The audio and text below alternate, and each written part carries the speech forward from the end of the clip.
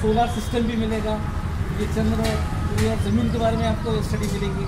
फिर पीछे लोगों की जो लोग इससे पहले हमसे पहले आदम वाले से, हम जैसे बोलते हैं आदम से दुनिया की शुरुआत हुई, वहाँ से लेकर नबी करीम आखिर नबी तक पूरे आपको पूरी जो है वो मिलेगा कि जो लोग कैसा इस दुनिया में आए और मेन उद्देश्य क्या है, मानव का मेन हमारा पालन करता निर्माता ने मानव को क्यों पैदा किया, उसका हमारा क्या संबंध है, ये बताता कुरान। और इस संबंध को कैसे जोड़े, उसको जिसने हमको पैदा किया, जिसको हमारी परवरिश कर रहा, हमको पूरा हमको जो है बल्कि और जीवन उसके हाथ में है, प्रकाश आकाश पृथ्वी सब कुछ चीज़ें हमारे लिए सराउंडिंग हमने पैदा किया, तो उसका हम उसकी भक्ति कैसा करें, उसका शुक्र कैसा करें, और पूरे मानव को सब उसकी संतति है।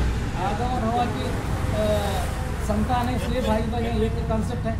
एक कंसेप्ट है कि आदम सबसे पहला मानव जाति में जो सबसे पहला पुरुष है वो आदम है, और औरत में हवा है, दोनों से ही संतति आगे बढ़ते गई। इस लिहाज से भी दोनों का ये कॉम्बिनेशन है, मानव एक जात है, एक सब एक है, और उसका सिलसिला ऐसा चलते रहा, जनरेशन टू जनरेशन चलते रहता। एक नुस्खे से पैदा हुआ इंसान बनी और फिर उसके बाद उसको फैला दिया। ये पूरा कॉन्सेप्ट आपको पुराने मिलेगा।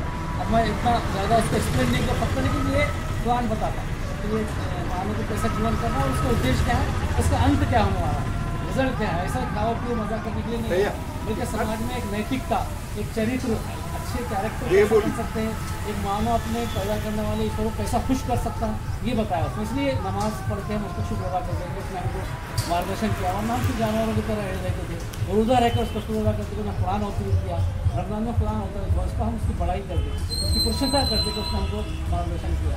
और नबी करीम सल्लल्लाहु अलैहि वसल्लम जो आखिरी नबी उन्होंने एक समाज स्थापित किया जिसमें प्रेम था, जिसमें गरीबों कमज़ोरों, गरीब लोग कमज़ोर लोग जो जिसका जो हक मारा जाता था उनको हक दिलाते थे। ये प्रेम न्याय दिया हुआ, न्यायपूर्ण व्यवस्था डेवलप के माध्यम से। ये अब जो है हिस्ट्री में बहुत से लोग उसको चेंजेस कर देते हैं, कुछ उसको मोड़ करके पेश करते, क्योंकि जहाँ इंसान है वहाँ के साथ शैतान भी है। आदम पैदा हुआ तो शैतान बोला कि मैं अल्लाह का हुक्म हुआ कि तुम उसकी सजदा करोगे, मैंने बनाया, तो उन्होंने कहा कि मैं तो आग से बने वाला हूँ, आदम मिट्टी से, मैं कैसा करता हूँ। उसने नाफरमानी किया, यानी उसको ओबीडियंस ही नहीं बताया शैतान, तो आदम को उन्हें बहकाया, शैतान ने प्रयोग कर दिया कि ये यहाँ हमेशा नहीं रहना है।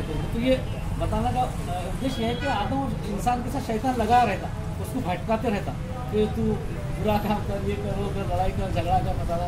इंसान का जो आत्मा स्रोत नहीं कि बुरा काम है इसको नहीं करना चाहिए, लेकिन शैतान अपना काम करते रहता। इसलिए समाज में हम देखते दंगे, नफरत और बड़ापन अपना जो है वो होता है, तो उसको दूर करने के लिए कुरान उनको गाइड करता है कि हम कैसा कंट्रोल करें अपने आप को, अपने आप को कैसा कंट्रोल करें, अब समाज में दूसरों का भी ख्याल करें, सेल्फ ओरिएंटेड ना हो। लेकिन पूरा समाज हमारा सम्मिलित है, मेरी क्वालिटीज़, मेरा इंटेलिजेंस, मेरी हेल्थ, सबको फ़ायदा दे, मेरे घर वालों को, मेरे घर वालों, ये समाज कैसा डेवलप करना चाहिए।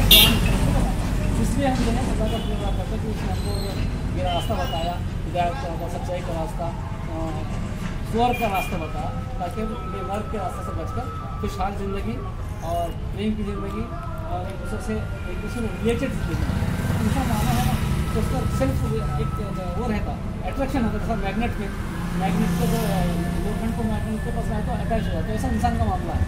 दिल से दिल मिलते हैं ना, तो फिर इंसान की वो बदल जाती है।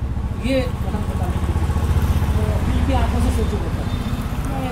इन शार्ट जो है हमें कुछ बोलने के बारे में, इसलिए हम रोक रोका रह के इस बात की कोशिश करते हैं कि हम उसका इसमें कुरान अवतरित किया, मार्गदर्शन किया, गाइडलाइन किया, न्याय कैसा स्थापित करना, अपने को कंट्रोल कैसा करना, डिवोशन कैसा देना दोनों के लिए, सब चीज़ें बताया। चरित्र अच्छा कैरेक्टर कैसा डेवलप करना, जिससे हम किसी को तलाश ना हो, किसी को तकलीफ ना हो, किसी को हम दिखाने ना पाए, बल्कि एक दूसरे की मदद करने वाले बन जाए। ये एक चरित्र बनाने का कुरान हमें तालीम देता है। तो कुरान के पूरे ये अध्याय हैं, अब चाहते हैं सब लोग पढ़ें। असल में कुरान अरबी में है, इसलिए लोगों को मोहम्मद सल्लल्लाहु अरबी में 1500 साल कहते हैं वहाँ अवतरित हुआ, लेकिन जमात इस्लामी हिंद में 22 लैंग्वेजेस में उसका ट्रांसलेशन किया।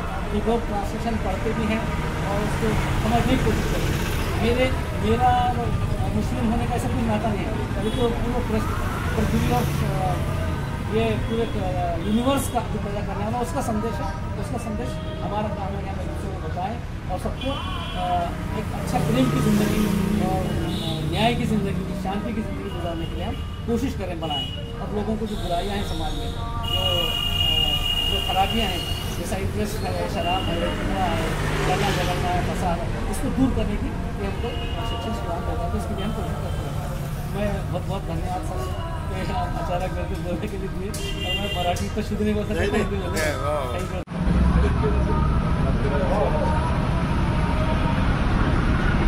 आमच्यासाठी आदरणीय आहे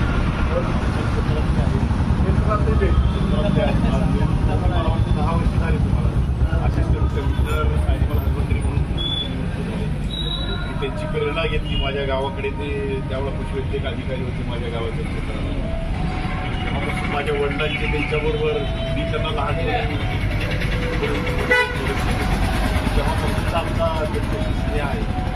एक उत्कृष्ट आमच्या क्षेत्रामध्ये पशुवैद्यक क्षेत्रामध्ये त्यांनी काम केलेलं आहे. त्याच्यानंतर निवृत्त झाल्यानंतर मला याचा आनंद वाटतो की निवृत्तीनंतर घरी बसले नाहीत, तर सार्वजनिक क्षेत्रात त्यांचं काम चाललं आहे.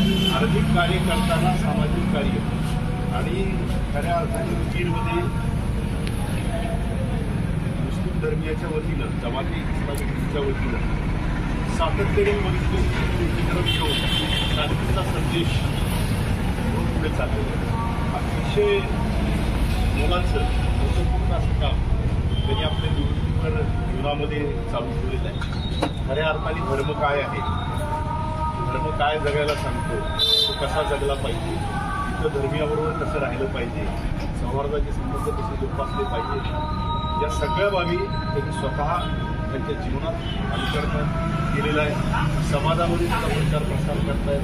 सर्व धर्मीय बांधवाला सुद्धा त्यांनी जोडण्याचं काम उदगीरमध्ये केलं. अनेक मोठ्या कार्यक्रम मला आज आठवतील, लग्नाच्या गडबडीत आलो होतो त्या दिवशी पण त्यांच्या कार्यक्रमात होते. संध्याकाळी सुंदर असा कार्यक्रम त्यांनी घेतला. सर्व धर्मीय सर्व समाजाची माणसं होती.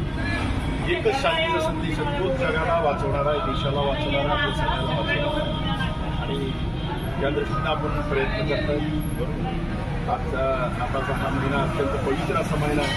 या महिन्यामध्ये तुम्ही आलात, तिथं आमच्यासोबत आलात. पिताजी माणसं जोडण्याचं सातत्यानं काम करतात. त्या प्रसंगाला काय करायचं जबरदस्त भान आहे. म्हणजे त्या क्षणाला अगदी क्षणार्धात कुठेही एक कार्यक्रमाचं स्वरूप दिले, त्याला व्यवस्थित त्या गोष्टी करतात. तुम्ही आला तर हा संदेश मिळाला, आम्हाला शुभेच्छा मिळाल्या. आमच्या सर्वांच्या आपल्या कार्याला पण शुभेच्छा.